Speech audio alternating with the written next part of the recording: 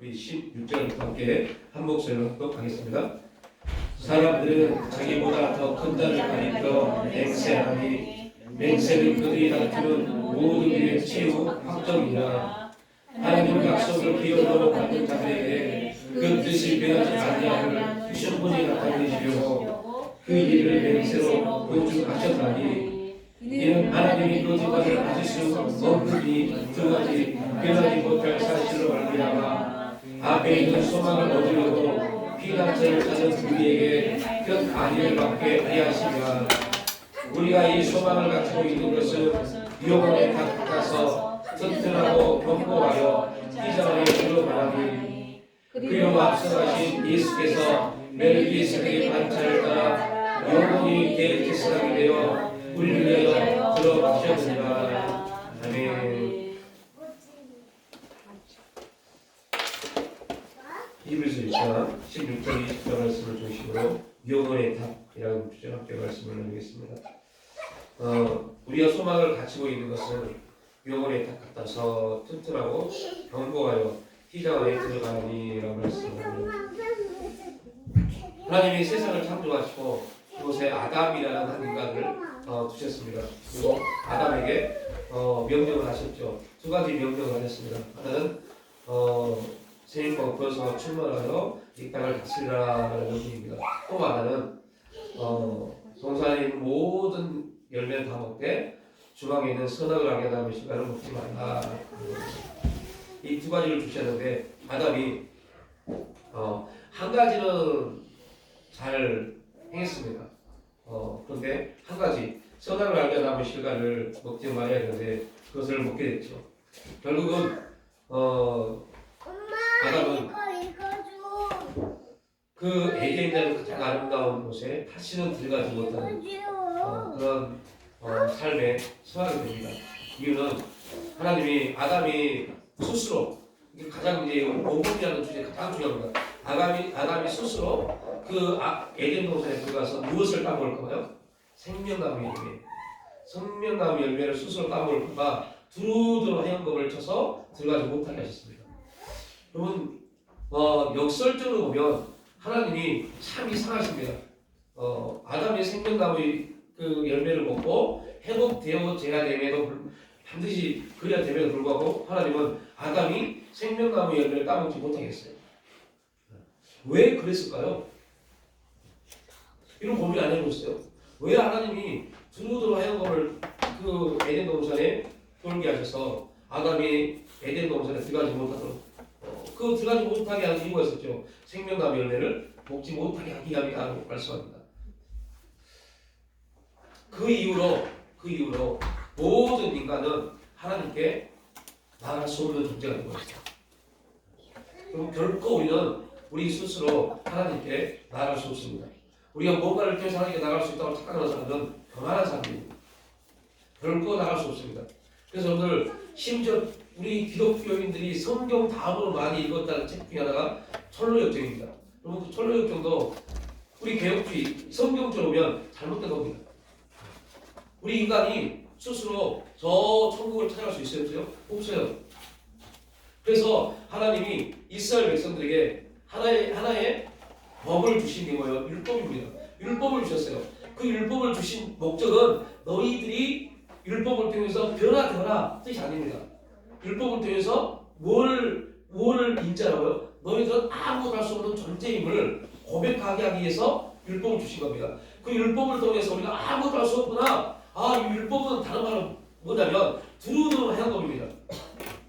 두루두루 하얀 겁니다. 왜냐면 아담은 알고 있었어요. 저 에덴 주방에 있는 무엇을 먹으면요? 생명나무 열매를 먹으면 나는 다시 에덴으로 돌아갈 수 있다는 걸 알고 있었어요.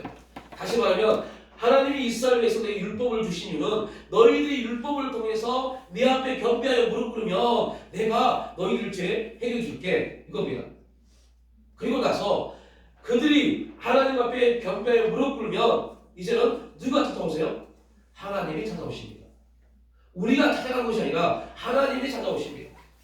이게 예수 그리스도가 오셔서 이렇게 말합니다. 하나님 나라가 이루어졌다고 말합니다.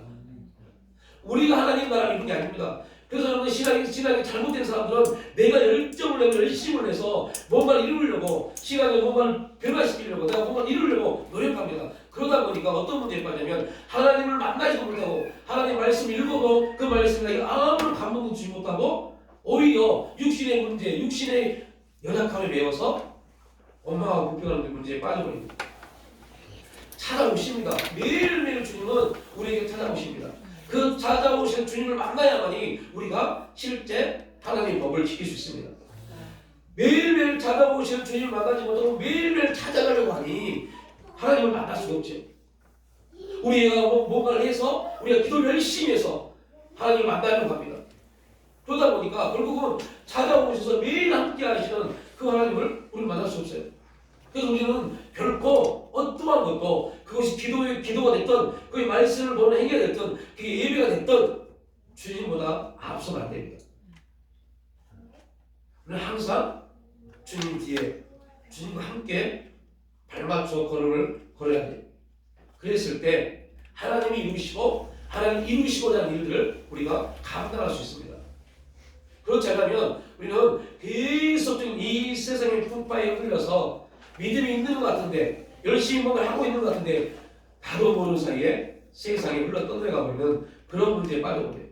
소망이 하늘에 있는 게 아니라 이 세상의 삶의 어떠한 것들 그게 소망이 되어버립니다. 무엇을 먹을까? 무엇을 입을까? 어떻게 살 것인가? 이게 내 삶의 목적이 되어버려요.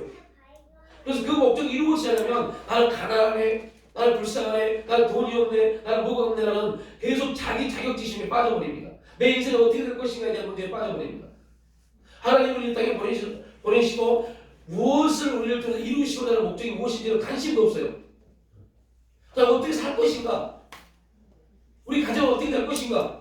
하나님, 우리가 자녀를 낳는데 이 자녀를 키울 때 한 자녀 키우는데 3억이 든다는데 어떻게 키울 수 있습니까? 이런 문제에 빠져버립니다. 하나님이 나를 통해서 무엇을 이루실 것인가? 내 자녀가 어떠한 삶을 가지고 있는가? 관심도 없어요. 무엇을 먹을까가 문제에 빠져버리니까 어떠한 삶을 살 것인가 문제에 빠져버리니까. 그러니까 우리의 믿음이 예수 그리스도의 견고하게 다스려야 되는데 그러지 못해버립니다. 결국은 어느 순간 되니 습관적으로 교회를 다니는 그게 내 삶에 재수 이렇게 표현을 들었지만 어떠한 경우는 교회에 나오는 게 교회 다니는 게 취미가 되어버렸어요. 그들이 나는 취미로 교회를 다닌다 라고 말하는 게 아닙니다. 그냥 주일날 교회 나가는 게 그 사람의 취미가 됐어요. 이런 문제에 빠져버립니다. 이런 그리스도들이 얼마나 많습니까? 그 취미가 실증이 나면 제일 불쌍한 거예요. 취미가 실증이 나면요 취미를 바꾸는 겁니다. 교회를 안 가는 겁니다.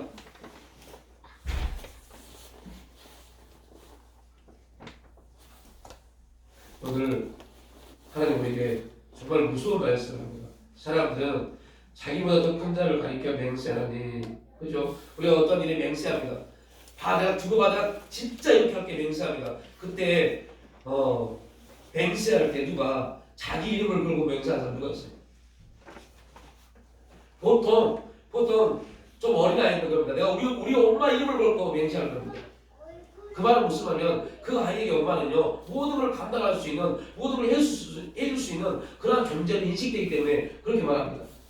그러니까 우리 부모의 이름을 걸고 맹세할게. 하나님이 우리에게 말씀합니다. 하나님은 약속을 기업으로 받은 자들에게 그 뜻이 변하지 아니함을 충분히 나타내시려고 그 이름을 맹세로 보증하시나니 하나님은 자기 이름을 걸고 맹세하십니다. 이게 우리가 엄청난 그 축복의 말씀으로 다가와야 돼요. 왜요? 하나님은 결코 실수가 없으신 분이십니다. 결코 그분은 어떠한 경우도 변하지 않습니다. 여러분, 인간이 아무리 사람을 사랑한다고요? 죄송한 말씀이지만 계속 그냥 웃자마 얘기만 나눕니다. 3개월 못 간다니까요. 막 연애하고 서로 좋아서 막 결혼도 하는데요. 실제 결혼 다 하고 나면요. 그때 그 감정 느끼지 못합니다. 왜요? 현실적인 문제가 보이기 시작합니다. 이게 인간이 갖는 가장 숭고하다는 사랑입니다. 그런데 하나님은 결코 어떠한 경우에도 우리를 향하신 그의 사랑이 변하지 않으십니다. 그리고 그 변하지 않는 그 사랑을 가지고 우리에게 뭐예요? 맹세하십니다. 그래서 우리가 하나님의 우리 전 인생을 뭐 할 수 있어요? 투자할 수 있는 겁니다. 하나님 우리 인생을 맡길 수 있는 겁니다. 그 은혜의 사건이 우리 가운데 아멘 되지 않으면 여러분 우리 못 맡겨요. 우리의 삶을 맡길 수가 없습니다. 왜 못 맡기냐? 믿으시 않으니까요. 하나님 반드시 내게 복 주며 이렇게 말씀하시는데 우리 인생을 돌아보니까 그러지 않는 것 같아요. 그러지 않는 것 같아요. 앞으로도 그러지 않을 것 같아요. 그래서 우리가 어떻게 결정을 해요? 하나님을 믿긴 밑에 그냥 우리 삶은 우리가 만들어 가야 되라고 생각을 해버립니다. 그래서 교회 안에서 직분을 갖고 교회 안에서 열심히 교회를 나옵니다. 그런데 삶은 내 뜻대로 내 목표대로 내 계획대로 살아갑니다. 이거는요 얼마 이게 하나님의 교만인지를 몰라. 이게 죄인지를 모릅니다. 왜요? 나는 교회를 나오고 있기 때문에. 우리가 성경을 보면 참 얘기하지 않는 부분들이 있어요. 우리의 상식을 보면요 마르다와 마리아가 있습니다. 그럼 마르다가 예수님을 위해서 음식을 준비합니다. 그럼 음식을 준비하는 사람들은 할 겁니다. 한 가지 준비하다 보면요 좀 부족한가? 수만 가지를 준비합니다.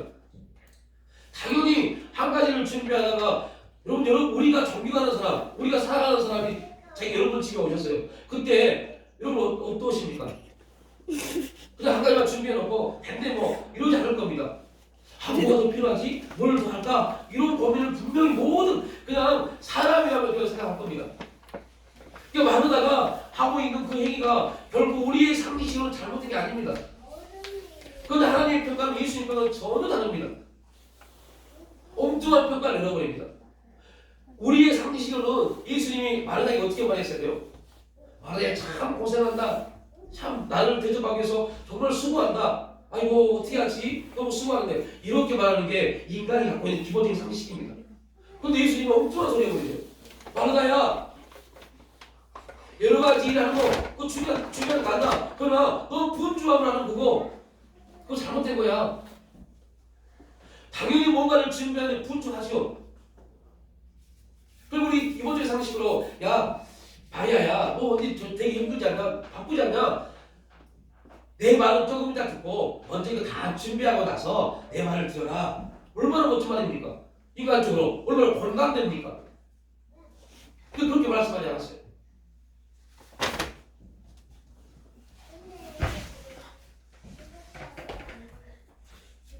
무엇이 우리에게 중요한 것인지 우리가 먼저 우선순위가 뭔지를 주님 우리에게 지금 말씀을 하고 있는 겁니다. 너희들이 무엇을 바라보고 있고 어떠한 삶의 계획을 가지고 있느냐, 너희들의 생각이 어디에 있느냐, 이 부분이 우리 가운데 온전히 회복되지 않냐면 우리 신앙이 또다시 돌아간다니까요.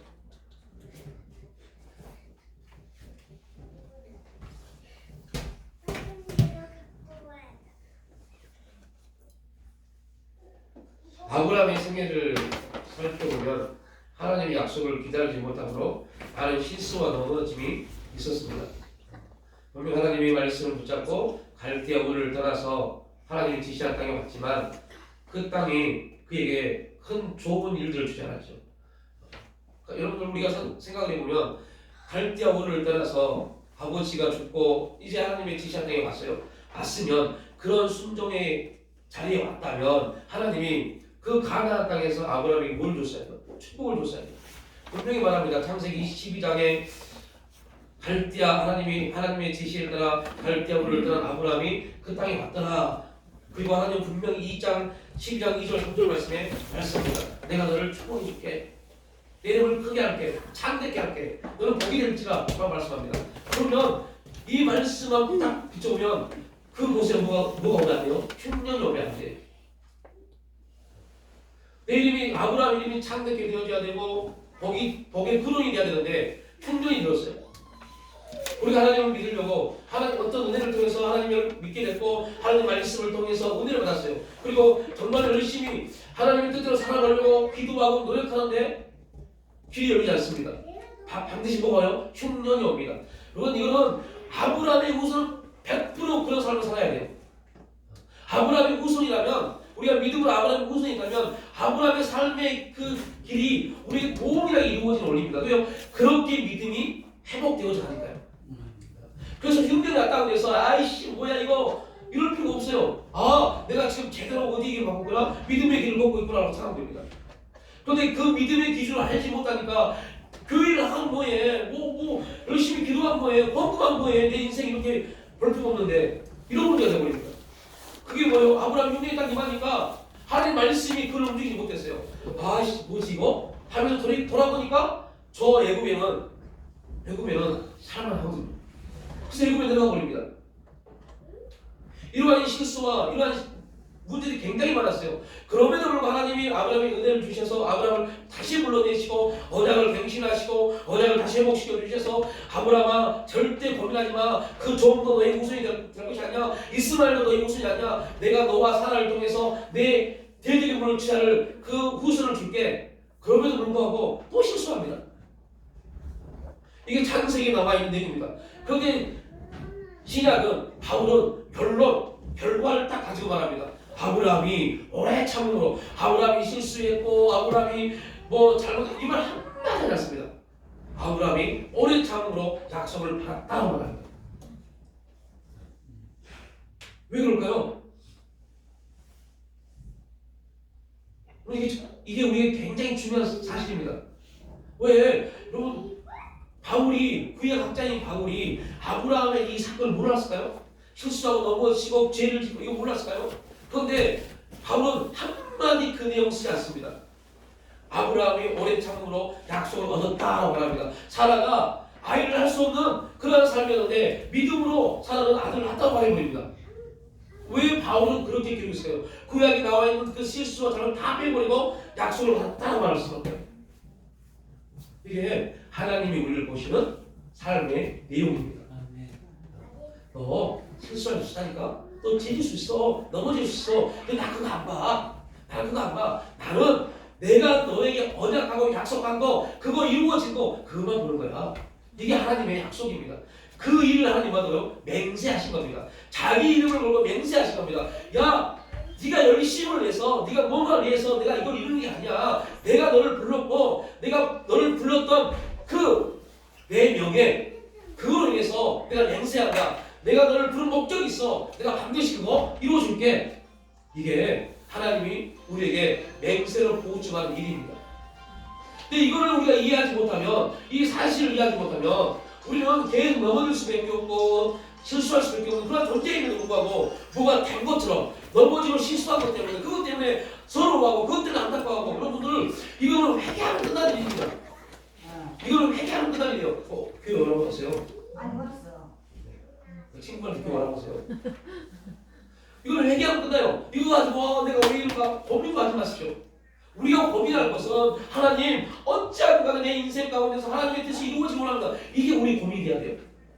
이게 우리 기도 제목이 돼야 돼요. 하나님 어제도 죄를 졌고요. 이런 죄 가운데 빠졌고요. 그럼 이거는 사탄이 우리의 시간을 빼앗기는 원리입니다. 우리 죄를 질 수밖에 없는 존재입니다. 그건 연약한 존재입니다. 그러니까 죄 짓고 넘어지고 실수한 것 때문에 그것 때문에 울고 불고 할 게 아니라 우리의 눈물은 오직 하나님의 뜻이 하나님 나라가 나를 통해서 이루어지지 못한 것에 대해서 울고 불고 기도해야 돼요. 이것 때문에 안타까워야 돼요. 어떻게 하면 성령의 지도자들을 통해서 하나님의 통치를 받고 하나님 나라가 이루어질 것인가? 어떻게 하면 내 인생을 통해서 복음이 전받을 것인가? 이거에 대한 우리 안타까움이 있어야지. 넘어지고 실수한 거 가지고 우리가 고민할 필요가 전혀 없어요. 우리 인생이 막막한 거 가지고 고민할 필요가 없어요. 왜요? 많은 분들이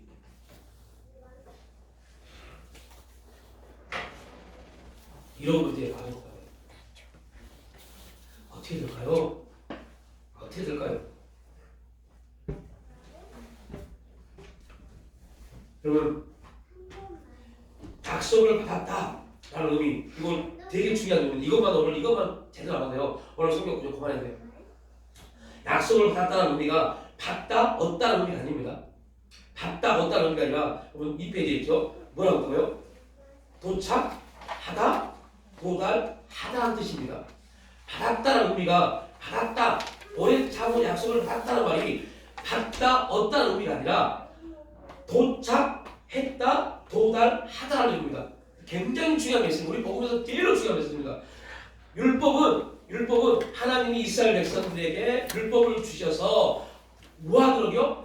그 율법의 테두리 안에서 절대 벗어나지 못하도록 굴레를 쳐놓은 게 율법입니다. 그리고 그 율법 가운데 굴레를 쳐진 그들에게 하나님 뭐였어요? 도착하신 겁니다. 뭘 가지고요? 언약을 가지고요. 약속을 가지고요. 오늘도 하나님의 약속이 여러분 가운데 도착하실 것이고 도달하는 내가 임하기를 축복합니다. 아멘. 도착하실 겁니다. 우리가 뭔가를 막 열심히 할 필요 없어요. 먼저 하나님의 약속 우리 가운데 도착하시는 도달하는 그 약속이 우리 가운데 먼저 와야 돼요. 그래서 여러분들 얻었다 받았다는 말은 이제 그냥 받았구나가 아니라 하나님이 우리에게 찾아오신 하나님이 우리에게 오셨다. 약속의 말씀을 맹세하셨던 보증하셨던 그 말씀을 가지고 우리에게 오셨다입니다. 그래서 예수님이 오셔서 첫 마디 마가복음 첫 마디가 뭡니까? 회개하라 복음이 임하였다입니다. 회개하라 복음이 임하였답니다. 복음이 우리에게 임한 겁니다. 하나님 나라가 우리에게 도착하신 겁니다. 그래서 우리가 할 것은 매일매일 우리 삶 가운데 도착하시고 도달하실 예수 그리스도를 바라보고 믿음으로 우리가 나가는 겁니다. 그때 우리의 삶은 다 뭐라고요? 순종입니다. 이 영적인 사실을 모르니까 계속 하나님 오늘 나의 삶을 하나님 뜻가면서 순종된 삶을 살기를 원합니다. 기도하고 또 저녁에는 기도합니다. 하나님 제가 순종하지 못한 것 같은데 이런 기도를 합니다. 이건 영적으로 얼마나 무지한 거냐면 하나님이 우리의 삶을 통해서 함께 하셨고 동행하셨고 형통의 역사를 나타내시고 하나님을 인정하죠. 너 오늘 나와 함께 했어. 너의 삶 내가 인정할게. 하나님의 말씀에 불구하고 우리에게 말합니다. 아닌 것 같은데요. 내가 죄를 지은 것 같고 하나님 함께 하지 못하고 이런 잘못된 원리를 가지고 있습니다. 여러분 자녀가 집에 밖에 나서 학교를 갔다 오든 직장을 갔다가 집에 와요. 집에 올 때 부모가 너 오늘 어떻게 살았어? 이렇게 물어보면 부모가 있어요. 봤어. 수고했어. 먼저 이 말하죠. 이런 부모도 있을 수 있겠죠. 그러나 그 대부분의 부모는요 그렇게 말하지 않습니다. 수고했어. 안내? 라고 말합니다. 왜요? 내 자녀이기 때문에. 그리고 그 다음에 받아준 다음에 말합니다. 너는 삶이 어땠어? 왜 그랬어? 라고 말합니다. 하나님은 내가 동일합니다. 하나님 우리에게 말씀하시는 분도 너 왜 오늘 불순종했어? 너 왜 그렇게 살았어? 왜 실수했어? 왜 넘어졌어? 너 하루 동안 내가 보니까 너 한 번도 나를 생각하지 못해? 이렇게 말하지 않습니다. 수고했다. 오늘 하루 삶 나와 함께하는 그 삶 수고했다. 힘들었지? 수고했다. 그런 말씀합니다. 그리고 우리에게 생각나게 하십니다. 하나님이 직접 우리에게 말씀하시니까 생각나게 하십니다. 야, 그래도 조금 더 나를 생각했으면 얼마나 좋았겠니? 그때 그 사람과 관계성 속에서 화내지 말고 불평하지 말고 조금 그때 하나님이 또 이 대인관계를 붙였구나. 하나님 승리케 하여 주옵소서 라고 했으면 얼마나 좋겠니? 라고 생각나게 하신 겁니다. 이 생각나게 했단 말은 무슨 말이에요? 회개케 하는 겁니다. 그렇게 봅니다. 이렇게 하나님 우리를 대하십니다. 왜요? 하나님은 오랜 참음으로 약속을 받았다. 이 부분을 우리에게 접근하십니다.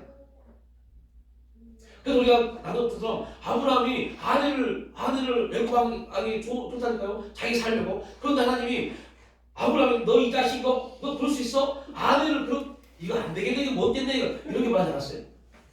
저 외국왕한테 가서 너마 이 여자는 나의 선지자의 아내이다 라고 말합니다.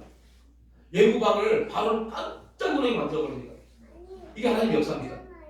우리가 실수한 걸 가지고 너 이놈 하지 않고 우리를 실수하게 만드는 사단의 역사를 통해서 너 볼 수 있어? 너 한 번만 내 자녀에게 그렇게 혼내면 그렇게 비욕하면 나 가만히 안 둬? 라고 말씀합니다. 그리고 하나님은 직접 사단에게 징계를 내리는 게 아니라 우리에게 사단을 이길 수 있는 뭘 주세요? 은혜와 능력을 주십니다. 이게 놀라운 영적 비밀입니다. 그래서 우리가 기도가 바뀌어야 돼요. 하나님, 내가 항상 예수 이름으로 오면 하나님, 저 사단이 떠나가다 이것도 기도해야 되지만 또 하나 기도할 게 있어요. 아버지 하나님, 제가 제 삶을 보니 요 문제, 요 대인관계 이것 때문에 제가 넘어졌네요. 하나님, 그 문제에 넘어지지 않도록 나에게 능력을 주셔서 이제는 그 환경이 올 때 이길 수 있도록 역사해 주옵소서. 기도하게. 하나님에게 능력을 부어주셔서 내가 하나님 주신 능력으로 이 환경을 이겨낼 수 있도록 역사를 기도해야 돼요. 이게 여러분들 영적인 하나의 들어온 비밀입니다. 그래야만이 우리에게 어떤 일이 벌어져요? 하나님의 일하심의 열매가 열립니다. 이게 바로 하나님이 보증하신 약속입니다. 하나님 맹세의 약속입니다. 내가 너로 큰 민족을 이루게 하겠다. 내가 너를 복의 근원으로 삼겠다 했어요. 그러면 여러분 우리가 복의 근원이 되고 큰 민족이 될 수 있도록 하나님 우리에게 그 일을 할 수 있는 모든 능력과 재능과 모든 일을 하나님 내려가십니다. 그리고 우리가 말합니다. 너는 믿음으로 그 길을 가라. 바로 말씀하십니다. 내가 다 이뤄놨다. 내가 이뤄놨어. 그런데 이뤄놓은 그 사건을 이렇게 딱 주면 좋을 텐데 그런데 말이야 네가 그 길을 걸으면서 넘어지고 쓰러지고 실수할 수 있지만 그 길을 걸으면서 네 인생 가운데 그 사회 가운데 열매가 맺기를 원한다. 여러분 하나님 말씀을 받으면요 그냥 우리가 호랭이 편이 되어버립니다. 근데 그렇게 하지 않습니다. 왜요? 그렇게 했다는 아무런 열매 없이 인생이 끝나버리니까요. 그래서 막 말도 안 되는 갈등과 말도 안 되는 고민과 이게 내 인생인가? 내 인생이 왜 이렇게 됐지? 내 인생이 왜 이렇게 막막하지? 열심히 살아봐야 아무런 길도 보이지 않고 답답한데 이런 고민이 계속 들어오는 겁니다. 이런 갈등이 계속 들어오는 겁니다. 어떻게 하면 내 인생이 바뀔 수 있을까? 이런 열심히 삶이 뭐해? 별것도 없는데 이런 갈등이 계속 들어오는 겁니다. 이런 갈등이 없다는 것은요 죄송하지만 우리 지금 믿음이 없다는 겁니다. 다시 말합니다. 하나님의 거룩한 하나님 나라의 역사가 내 안에 들어왔습니다. 우리 안에 하나님의 역사, 하나님 나라가 있습니다. 육체는 세상의 나라의 기준이 있습니다. 이 두 가지가 얼마나 많이 싸우겠어요. 가시적인 눈으로 생각으로 내가 살아가는 내 삶의 방법으로 보면 이 세상 나라의 삶의 질서가 계속 우리를 짓눌러옵니다. 내 친구를 보고 내 사촌을 보고 내 주위를 보면 잘 살는 것 같고 잘 되는 것 같은데 내 인생은 계속 바뀌는 것 같고 해결이 안 되는 것 같고 도대체 뭘까? 이런 갈등이 계속 있는 겁니다. 이 갈등이 없다는 것은요 내가 지금 믿음 생활을 못하고 있는 겁니다. 이 갈등이 있어야 돼요. 이 갈등 속에 꼭 기억하십시오. 이 갈등 속에 하나님이 이 갈등과 고민과 허탈함과 허무함과 공허함을 주시는 이유가 뭐라고요? 성령이 운행하시려고요. 중심은 그겁니다. 네가 아니야. 네가 하려고 했던 네 인생을 봐라. 얼마나 허무하냐, 얼마나 답답하냐, 얼마나 네 인생이 허망하냐. 이제 기억해. 그 허망하고 공허함 속에 누가요? 내가 보내준 영이 운행하고 있어. 그때 잠잠히 그게 그 말씀이 세미한 음성입니다. 그때 공허하고 허탈하고 허무한 인생 가운데 운행하시는 성령의 음성을 들어라. 그러면 불의 역사와 바람의 역사와 지진의 역사를 통해서 생기지 못한 힘이 그 세미한 음성을 통해서 생겨나기 시작합니다. 왜요? 그게 생명입니다. 그게 우리 영혼을 살리는 하나님의 역사입니다.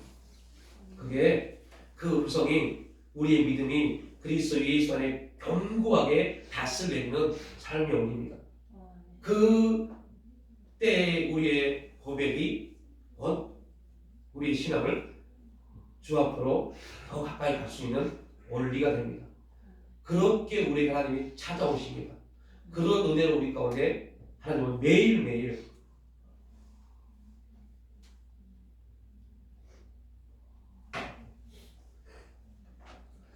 며칠 전 새벽에 일어나서 기도를 하고 이제 말씀을 보내고 기도를 하는데 갑자기 저희 집 대문의 문이 딱 열리면서 저희 집 말고 들어오는 현관문 문이 열리면서 택배 기사님이 택배를 탁 던져놓고 가는 느낌이 들어요. 딱 던져놓고 그때 갑자기 주님이 주신 말씀이 보복입니다. 오늘 하는 말씀이 이 말씀 도착했다. 그러면 저희 집은 저하고 아내가 있고 큰 딸이 있고 작은 딸이 있어요. 이제 막내는 쿠팡을 안 쓰니까요. 4명 있어요. 그러면 누구께 왔을까? 누구께 도착했을까? 그 생각이 딱 듭니다. 그리고 문 밖에 있는 택배를 딱 가져오면 그 이름이 써집니다. 김땡경이라고 써집니다. 그러면 성령이가 진경이고 김땡 참으면 제 거고 선땡 쑥 가면 제 아니고 도착했다. 뜯어보고 싶어요. 내게 아니어도 제 자녀 그 아내 그 임에 든 거 뜯어보고 싶어요. 도대체 뭘 샀을까? 이 안에 뭐가 들었을까?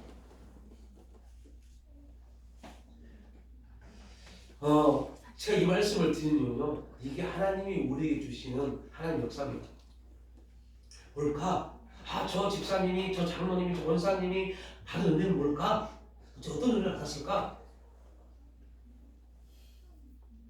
하나님이 저분에게 어떤 은혜를 주셨을까? 찾아오셔서 어떤 역사를 나타내셨을까?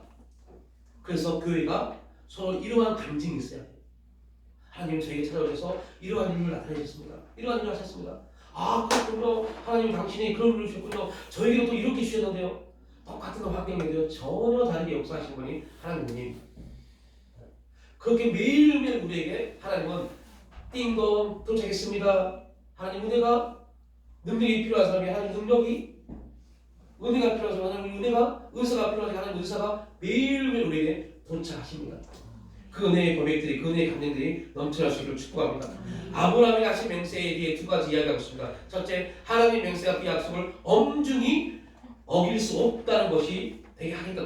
절대 그러니까 하나님이 맹세한 것은요 어떠한 경우에도 이루어집니다.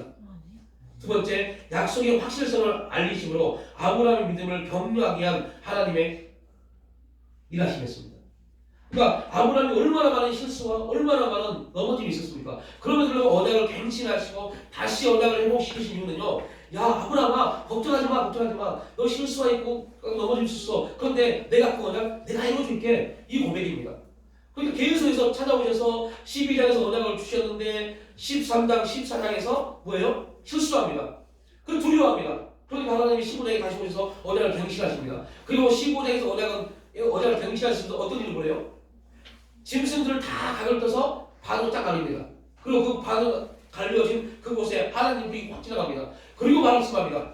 그 언약은 무슨 말이냐? 내가 이 언약을 지키지 않으면 하나님이 엄청난 무서운 문제입니다.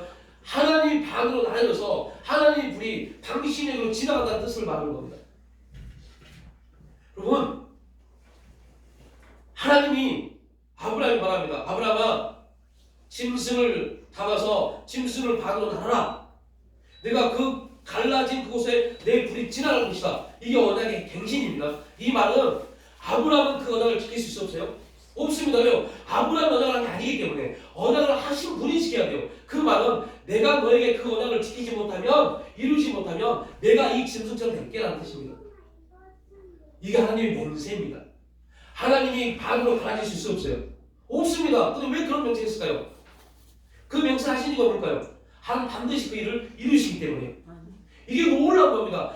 여러분, 우리가 지금까지 살고 살아있다는 것 자체에 감사하십시오. 우리 이미 죽을 수밖에 없는 존재입니다. 얼마나 많이 불순종했고 얼마나 많이 여러분 이스라엘 백성들이 얼마나 많이 범죄했습니까? 범죄할 때마다 하나님이 죽이시잖아요. 그런데 우리는 그렇게 하지 않습니다.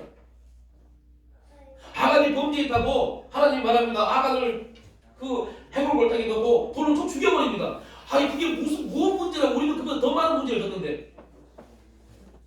그런데 여러분들 이게 무슨 말씀이냐? 내가 이미 이제 예수 그리스도를 통해서 내가 너에게 언약한 게 있어. 그 언약이 뭐냐? 너희들 죄의 행적인 분들 나는 그거 보지 않을 거야. 내가 오직 너희들을 통해서 볼 수 있는 하나님의 눈의 관심은 우리 안에 있는 뭐라고요? 예수 그리스도의 보혈입니다. 우리가 죄를 져서 일어섰을 때 우리의 죄의 행위를 보지 않고 우리 안에 있는 예수 그리스도의 보혈을 보십니다. 문설주 임방에 놓여있는 발라져 있는 어린 양의 피, 예수 그리스도의 피를 보고 사망이 넘어가 버립니다. 얼마나 기가 막혀요. 그래서 잘 보시면요, 그 이스라엘에게 행하신 하나님 역사를 바라보고 잡족들, 애굽인도 마찬가지로 다른 족속들도 문설주 임방의 피를 받은 족족이 있었어요. 거기에도 사망이 넘어가 버립니다. 그러니까 하나님은 뭘 보시냐면 예수의 피가 있나 없나 보신 겁니다. 우리 예수의 피가 있다면, 여러분 예수의 피가 있습니까? 예수의 피가 있다면 여러분 죄의 행위에 대해서 그것 때문에 아동바로 가져가십시오. 이건 우리 영혼에 다시 풀려버린 겁니다. 사탄이 우리를 넘어뜨리는 가장 큰 원리가 영적으로 겁니다. 너 같은 존재를 하나님이 쓰겠어? 이입니다. 쓰십니다. 100%, 1000% 쓰십니다. 누구를 위해서요? 나를 위해서요? 아니요. 자기 이름을 위해서요. 자기 영광을 위해서요. 또 하나 자기가 맹세하셨기 때문에요. 또 하나 하나님 명예를 위해서요. 사탄은 이걸 물어봅니다. 하나님, 당신이 부르셔서 당신이 세워놓으신 저 인간을 보세요. 어쩜 그렇게 죄를 지고 넘어지고 실수하고 하나님 저 쓰지 마세요 라고 말합니다. 이렇게 참수합니다. 그때 하나님 말합니다. 걱정하지 마. 내가 알아서 할게. 네가 마음껏 넘어뜨려봐. 마음껏 넘어지게 봐. 내가 알아서 잘 사용할게. 이 영적인 메시지가 저와 여러분의 생각을 지배할 수 있습니다. 그래야만이 우리의 영혼의 가치 절대 뭐하잖아요? 풀리지 않습니다. 결코 우리는 거기서 무너지지 않습니다. 아브라함이 승리할 수 있었던 것,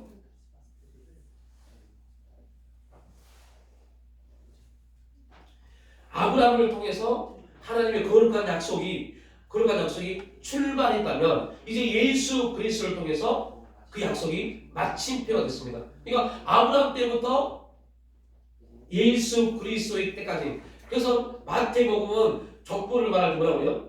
아브라함부터 다윗 시대, 다윗부터 예수 그리스도의 세계가 마침이 딱 되어버립니다. 그리고 그 마침 이루어진 약속을 우리에게 계속적으로 성경을 통해서 적용해 가신 겁니다. 그 과정 속에서 아브라함도 실수했고 다윗도 실수했습니다. 그러나 그 모든 실수와 실패와 모든 넘어짐과 그를 예수님이 마침표를 딱 찍었어요. 이제 더 이상 없다. 그리고 예수 그리스도 이후로 예수님을 통하여서 거듭난 너희들은 아브라함과 다윗의 후손인데 너희들은 내가 넘어지고 쓰러지고 그거 안 볼게. 약속된 언약만 볼게. 그래서 하나님은 지금 계속적으로 우리에게 약속하신 거, 여러분에게 약속하신 그 약속을 이루시려고 이 말씀, 66권의 말씀을 이루시려고 계속 매일매일 우리에게 찾아오십니다. 거기서 절대 여러분들 오해하지 마십시오. 넘어졌다고 실수했다고 오해하지 마십시오. 오늘 하나님이 찾아오셔서 이 환경을 주셨구나, 이 문제를 주셨구나, 그러나 나의 연약함 때문에 실수했구나, 넘어졌구나, 이렇게 하고 하나님 용서해 주세요. 거기서 벗어날 수 있기를 축복합니다.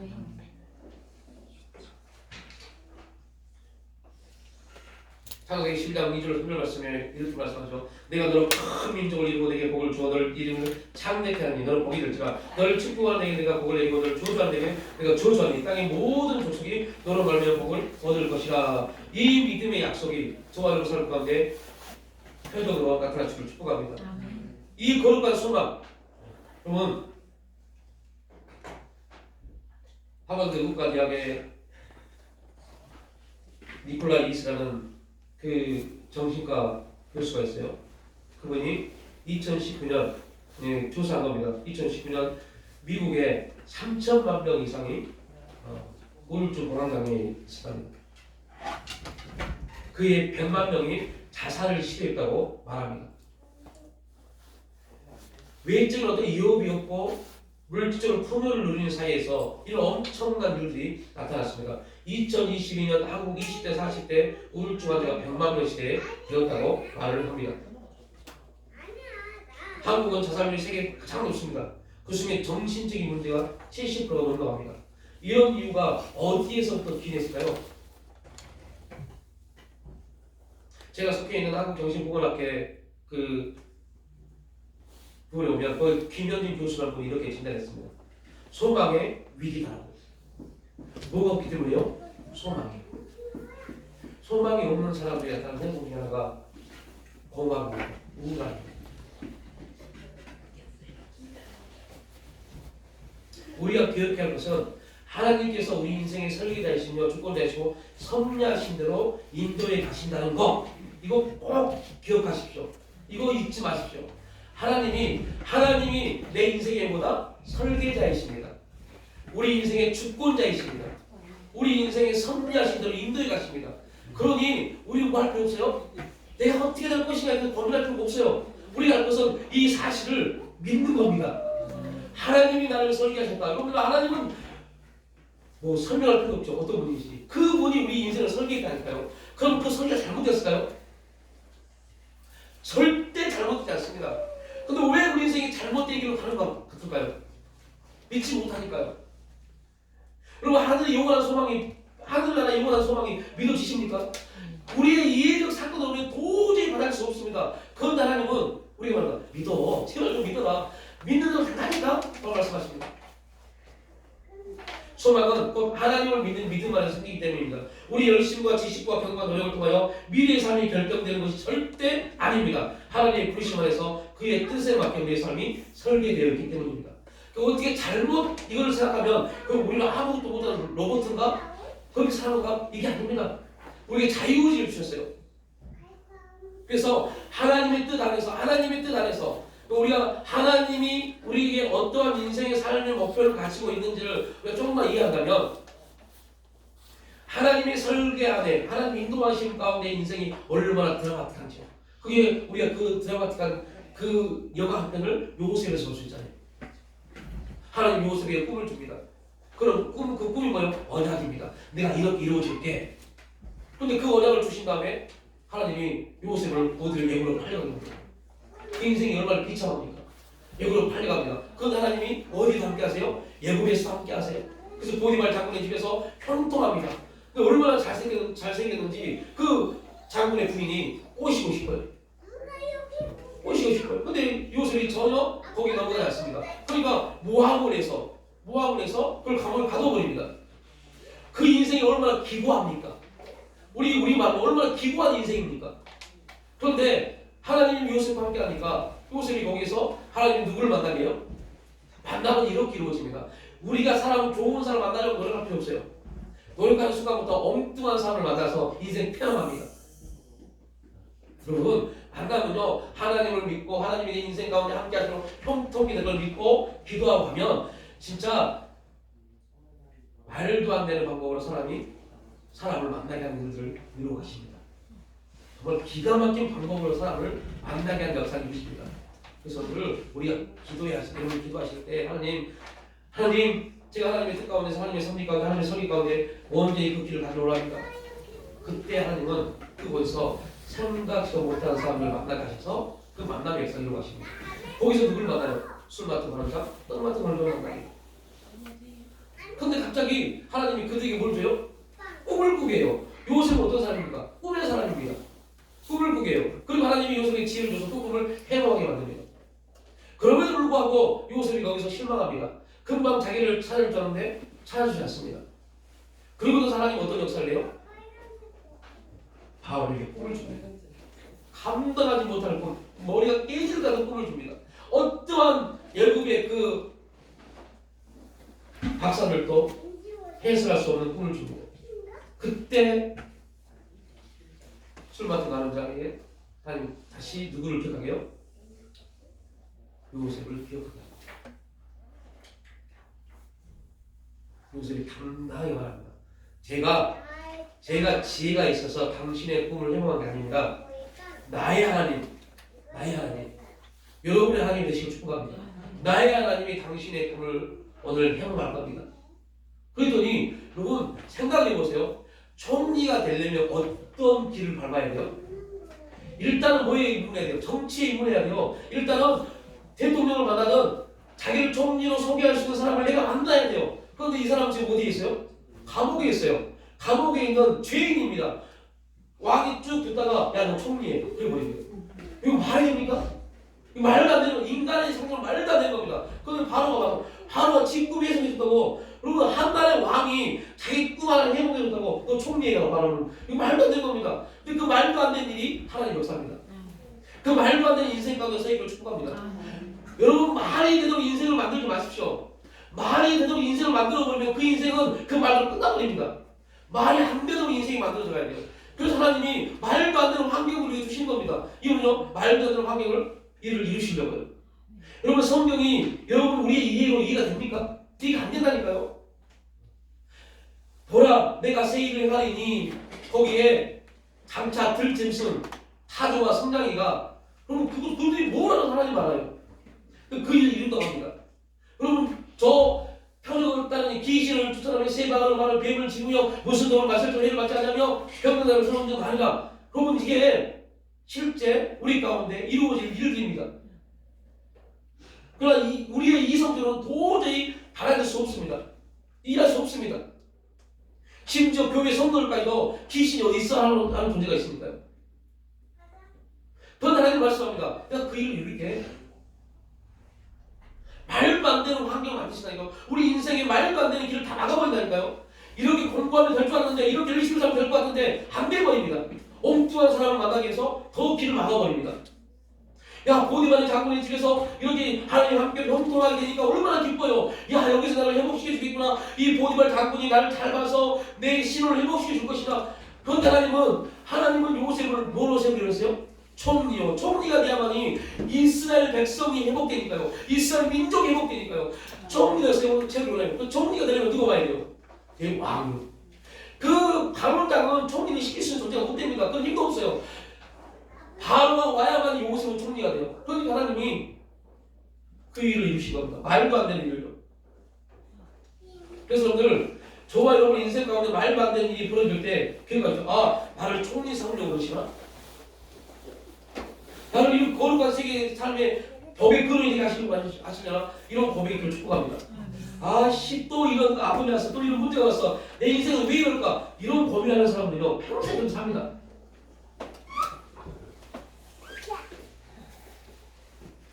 그리스도인들이 피난처를 찾아 피하는 것은 그리스도 안에서 구원과 안전을 찾아 영혼의 닷을 항구에 내린 것입니다. 그때 우리의 온전한 소망이 이루어집니다. 흔들리지 않는 소망이 되어집니다. 우리 영혼의 닷, 우리의 믿음의 닷, 우리의 신앙의 닷, 오직 그리스도 예수 안에 온전히 내려지기를 축복합니다. 그리스도 예수 안에 내려지면 그분이 우리의 보호자가 되시고 그분이 우리를 지키시고 그분이 우리와 함께 하시기 때문에 사단이 결코 틈타지 못합니다. 그래서 여러분들, 노아가 방주를 만들 때 나무를 다 엮습니다. 그리고 그곳에 뭐를 발라요? 역청을 발라요. 역청을. 그 역청이 뭡니까? 예수 그리스도의 보혈입니다. 예수 그리스도 안에 있는 자들은 보혈이 매일매일 우리에게 덮어집니다. 매일매일 보혈이 이렇게 표현하면 좀 인간적인 육신적이거든요. 몇 드럼통의 보혈이 우리 인생 가운데 삶 가운데 뿌려지고 덮어지고 막아줍니다. 사단이 공기가 틈이 없도록 다 우리를 막아줍니다. 그런 인생이 되어버립니다. 어떠한 불화살이, 어떠한 사망이, 어떠한 문제가 우리 가운데 올지라도 우리를 하나님의 사랑에서 끊을 수 없습니다. 보혈이 우리를 두고 있기 때문에. 그리스도 예수가 우리의 보호막이 되니까요. 성령이 우리와 함께 하시니까요. 그래서 우리의 기도입니다. 세상에 어떠할지라도 그보다 더 크신 이가 우리 함께 하십니다. 그래서 담대하십시오. 갈 곳을 모르고 다시 없는 이 세상의 소망과 달리 그리스도 안에 있는 우리의 소망은 우리 앞서 하늘에 들어가며 우리 앞서 하늘에 들어가며 거기서 하나님의 변함없는 성품 및 하나님이 맹세하신 탓을 내는 겁니다. 우리의 소망은 우리 자신의 힘으로 갈 수 없는 곳에 다다릅니다. 이게 우리가 안식할 수밖에 없는 원리입니다. 우리의 소망은 지금도 그리스도 계신 곳인 하늘에 들어갑니다. 여러분, 꼭 우리의 소망이 우리가 품는 소망이 매일매일 누가 만나야 돼요? 하나님과 만나야 돼요. 예수님과 만나야 돼요. 매일매일 찾아오시는 주님과 만나야 돼요. 여러분, 매일매일 찾아오시는 주님과 우리 소망이 만나기 위해서 어떻게 해야 됩니까? 말씀이 들려줘야 돼요. 하나님 말씀이 들려준 말씀이 우리 안에 소망과 매일매일 만나야 돼요. 그러면 거기에 역사가 일어납니다. 말씀과 나의 소망이 만나지 않으면 아무런 일도 없습니다. 일어나지 않습니다. 평범합니다. 그러나 우리의 소망과 말씀이 만나면 말씀이고 하나님이고 말씀 예수 그리스도 말씀을 통해 성령이 역사하십니다. 삼위일체 하나님이 말씀을 통해서 우리의 소망 가운데 우리 삶 가운데 만나시기만 하면 그때부터 하나님이 일하심이 우리 삶 가운데 열리기 시작합니다. 우리의 삶이 막막하고 답답할 때 하나님은 지금 하고 계세요? 일하고 계십니다. 단지 우리가 막막하고 답답한 인생 가운데 삶 가운데 우리의 생각이 빠져버렸기 때문에 그 소망이 하나님 일하심이 느껴지지 못한 것 뿐입니다. 그럼에도 하나님 일하고 계십니다. 그런데 어느 날 어느 순간 그걸 우리는 터닝 포인트라고 그러죠. 어느 날 어느 순간 하나님 말씀이 우리를 격려하고 위로하고 그 말씀이 그 관계가 딱 만나는 순간 그때부터 하나님 일하심이 보입니다. 그래서 여러분들 힘들고 어려울지라도 답답할 할지라도 시간이 없다고 느껴질지라도 계속 말씀을 읽으십시오. 말씀을 읽을 때 그 말씀을 제1 청중이 누구예요? 나입니다. 말씀을 읽을 때, 그 말씀을 읽을 때 제일 먼저 듣는 사람이 나입니다. 그 말씀은 나를, 그 내가 선포한 말씀이 내 귀에 들려서 내 영혼을 살립니다. 그 말씀이 하나님 내 말을 들리는 순간부터, 그 말씀이 내 마음에 감동이 되는 순간부터 우리 인생이 바뀌기 시작합니다. 그래서 매일매일 말씀을 선포하시고 말씀을 읽으십시오. 그 말씀이 우리에게 이 세상이 감당하지 못한 일들을 만들어 가실 겁니다.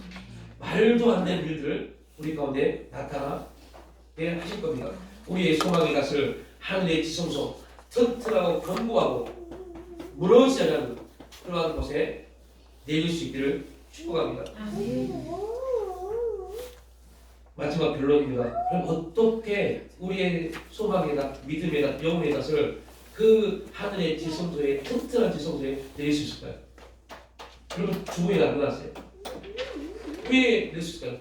어떻게 해요? 어떻게 낼 수 있을까요? 답은 딱 한 가지입니다. 뭐라고요? 우리 기독교인들이 답을 한 가지 나오면 제일 먼저 나와야 되겠어요. 믿음이요. 믿으십시오. 믿으십시오. 하나님의 역사를 믿으십시오. 하나님이 내 인생의 설계자를 믿으십시오. 하나님 내 인생의 주권자인 걸 믿으십시오. 하나님 내 인생의 주인 되신 걸 믿으십시오. 믿으면 됩니다. 그 믿음부터 출발합니다. 그래서 율법을 주기 전에도 하나님은 아브라함이 뭘 줬어요? 믿음을 주셨어요. 아브라함이 쓰러지고 실패하고 넘어졌음에도 불구하고 하나님이 아브라함에게 밖으로 내려가서 하늘을 봐라, 저 물결, 저 너의 자손들을, 바다를 봐라, 바다의 모양처럼 너의 자손들을. 그때 아브라함이 믿었더라 할 때 하나님이 그 믿음을 의를 주셨어요. 믿으시면 됩니다. 우리가 믿는 순간 우리는 어떤 존재가 돼요? 의로운 존재가 됩니다. 하나님의 역사를 믿는 순간 의로운 존재가 됩니다. 그의 나라와 그의 일을 구하라, 의로운 존재가 되어버린다니까요. 그때 그리하면, 이 사실을 믿으면, 네 인생 가운데 하나님의 역사를 믿고 의지하고 나가면, 그리하면 먹고 사는 문제 그거 이방인들이 구하는 건데 내가 그걸 너에게 더해주겠어요. 너가 그 삶의 목적이 아니라 내가 더해줄 거야. 그러니까 먹고 사는 문제 때문에 고민하지 마. 그것 때문에 아동바도 하지 마. 그것 때문에 네 인생, 네 시간 허비하지 마. 그거는 이방인들이 구하는 것인데 내가 너희들, 나를 믿는 사람에게 더해주는 문제지 너희들을 구하는 문제가 아니라니까 라고 말씀하십니다.